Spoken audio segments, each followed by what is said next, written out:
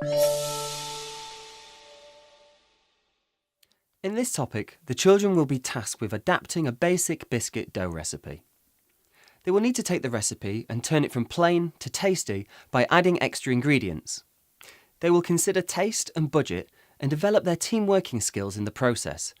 But before any of that, they need to know what their competitors are selling.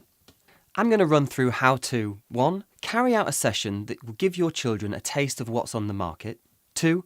Make a basic biscuit dough.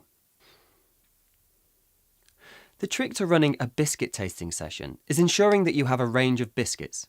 Some children might not know their digestives from their rich teas or their fig rolls from their Garibaldis, so choose a wide range, taking into account any allergies of course.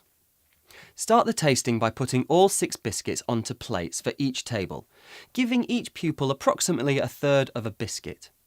Taste them as a class so that each biscuit is tasted in the same order. Have a labelled photo or picture of the biscuit in question on the board. As with all activities involving food, make sure that the children have cleaned the tools they'll be working with, the cooking areas and their hands. Here's the method that they'll need to follow. Start with the sugar and butter. If you take the butter out of the fridge in advance, this will be easier. Use a chopping board and a knife to cut the butter into cubes. Then, mix the butter, sugar, vanilla and egg with a wooden spoon. Slowly sift in the flour. At this point, give up on the spoon and use your hands to turn the mixture over, moving from the outside edges into the centre and breaking up any clumps of flour. Don't spend too long with your hands in the bowl, as your body heat will melt the butter and make the mixture runny.